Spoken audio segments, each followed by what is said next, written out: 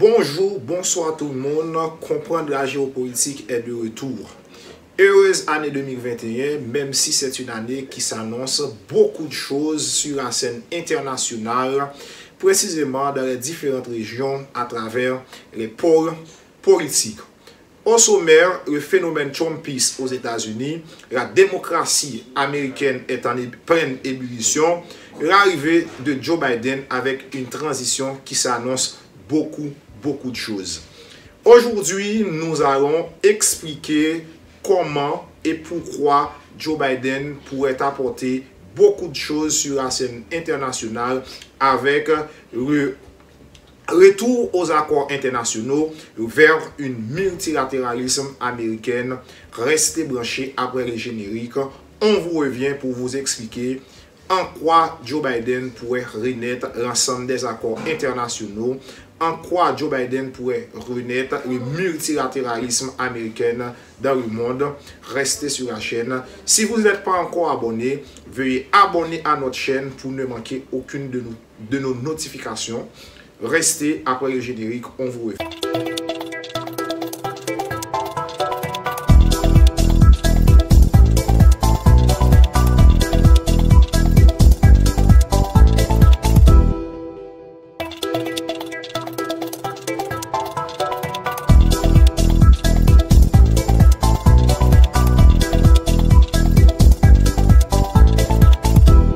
La démocratie américaine est en pleine ébullition. Élection contestée par l'équipe de Donald Trump. La transition s'annonce très difficile pour la présidence américaine le 20 janvier à venir. Maintenant, beaucoup de monde demande qu'est-ce que Joe Biden pourrait apporter en plus dans le cadre de la politique étrangère des États-Unis. Certainement, Joe Biden, un président démocrate, vice-président de Barack Obama en 2008, Joe Biden pourrait apporter beaucoup de choses sur la scène internationale en termes de géopolitique, en termes de politique étrangère. Maintenant, beaucoup de pays amis des États-Unis attendent l'arrivée de Joe Biden pour retisser les liens, les accords internationaux. D'abord, qu'est-ce que Joe Biden pourrait faire dès son arrivée? L'arrivée de Joe Biden pourrait remettre en question l'abandon de l'accord du programme nucléaire iranien élaboré par Barack Obama en 2015 et Donald Trump a été retiré des États-Unis de cet accord. Maintenant, en termes de multilatéralisme, la communauté internationale ne souhaite pas que l'Iran accède à la nucléarisation. Maintenant, Joe Biden pourrait renégocier cet accord et mettre des nouveaux balises pour empêcher l'Iran d'accéder au programme nucléaire et de rester dans le cadre du programme civil. Autre chose, Donald Trump a décidé d'abandonner l'influence américaine, surtout en Proche et en Moyen-Orient, avec le retrait des soldats américains en Syrie, avec le renforcement d'Israël pour que l'Israël soit une puissance régionale et Donald Trump est même allé tisser des liens entre le Maroc, l'Arabie Saoudite et les Émirats Arabes Unis.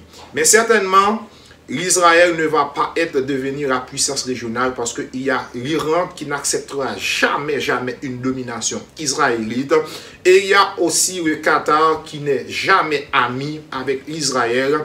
Et cela pourrait poser beaucoup de problèmes à l'équipe de Joe Biden pour imposer encore une fois l'influence américaine. Il y a aussi la montée de la Russie qui était affaiblie économiquement après le monde post-bipolaire, surtout avec la réforme de Gorbatchev qui n'a pas été effective pour la population russe, même si à partir des années 2000-2008, l'arrivée de Vladimir Poutine va apporter beaucoup de choses pour les Russes.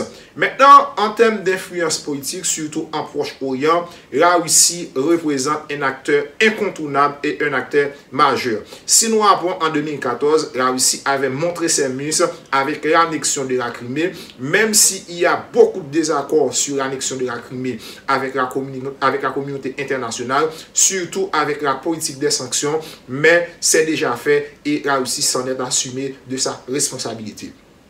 Autre chose, il y a les Européens qui attendent à ce que le multilatéralisme américain soit de nouveau renaître de ses cendres. Un multilatéralisme qui a été enterré par Donald Trump, parce que Donald Trump, au cours de ces 4 années, il avait adopté une politique protectionniste. Protectionniste en termes de politique intérieure, protectionniste sur la sécurité interne des États-Unis et protectionniste aussi dans l'économie américaine. Voyons le protectionniste dans l'économie américaine, surtout avec la guerre commerciale déclenchée avec la Chine, avec l'augmentation des droits de douane de plusieurs produits chinois, qui a insisté des représailles, des mesures de rétorsion de la part de la Chine qui va permettre à ce que les États-Unis perdent beaucoup de richesses et Donald Trump était obligé de subventionner plusieurs entreprises américaines. L'arrivée de Joe Biden aussi pourrait apporter de nouveaux vagues de paix dans le monde parce que nous avons une année 2020 entachée de violences, entachée de guerres infinies, entachée de crimes à l'échelle internationale. Si on fait référence à la mort du général Qassem Soleimani et récemment la mort d'un scientifique iranien qui était destiné à enrichir l'uranium en Iran, qui était le maître à penser du programme nucléaire iranien. L'arrivée de Joe Biden aussi pourrait apporter beaucoup de choses en termes sur le plan économique. Nous avons passé une année de 2020 vers un effondrement de l'économie internationale. Les guerres commerciales n'étaient pas en faveur de l'économie internationale et nous assistons à une chute de la PIB internationale. Maintenant, qu'est-ce que Joe Biden pourrait apporter? Joe Biden pourrait relancer l'économie à travers de nouveaux accords, pourrait retisser les liens, renégocier les différents accords qui n'étaient pas en faveur des Américains et permettre à ce que le ralentissement de la croissance va redémarrer de nouveau et permettre à ce que le monde connaisse de nouvelles croissances. Maintenant, du côté de la France, Emmanuel Macron, en termes de politique internationale, ne peut pas bénéficier trop grande chose de la politique de Joe Biden, puisque cette année consiste une année électorale en France. Emmanuel Macron, de son côté, va d'abord convaincre les Français de voter pour lui en mai à venir. En ce qui concerne de l'autre côté, il y a encore le problème de la Turquie à résoudre sur la communauté internationale. N'oublie pas que la Turquie est membre de l'OTAN et la Turquie était considérée comme un allié stratégique au cours de la guerre froide pour permettre au programme d'espionnage de l'Occident et pour contrecarrer l'offensive russe en Europe. Maintenant, n'oublie pas que la Turquie, c'est une communauté et de plusieurs confessions. Il y a les chrétiens, il y a les musulmans. Mais récemment, surtout en 2020, Erdogan, le président turc, a voulu montrer ses muscles, a voulu défendre la communauté musulmane, une communauté qui est considérée en Europe comme une communauté à part entière. Il y a aussi la question islamophobie en France qui se pose par les dirigeants français et que la Turquie encore a voulu mettre en question cette théorie islamophobiste qui existe en France. Il y a aussi la Turquie qui a voulu renaître l'Empire turc. Si on fait référence à l'Empire ottoman, la Turquie a voulu exploiter les ressources naturelles qui n'appartiennent pas à son territoire.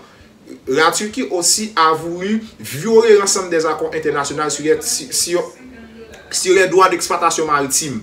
Parce que la Turquie, en sorte, n'a pas voté l'accord sur l'expansion territoriale et sur le droit d'exploitation de la mer. Et que plusieurs pays font partie de cet accord. Mais la Turquie, en sorte, n'a pas voté cet accord. Alors, je pense que je vous ai dit beaucoup sur l'avenir de 2021, surtout avec l'arrivée de Joe Biden. Si vous avez des questions, vous pouvez laisser vos questions en commentaire. N'oubliez pas de s'abonner à notre chaîne, de cliquer sur la petite cloche notification pour ne manquer aucune de nos vidéos. Restez sur la chaîne. À la prochaine pour une autre émission sur comprendre la géopolitique.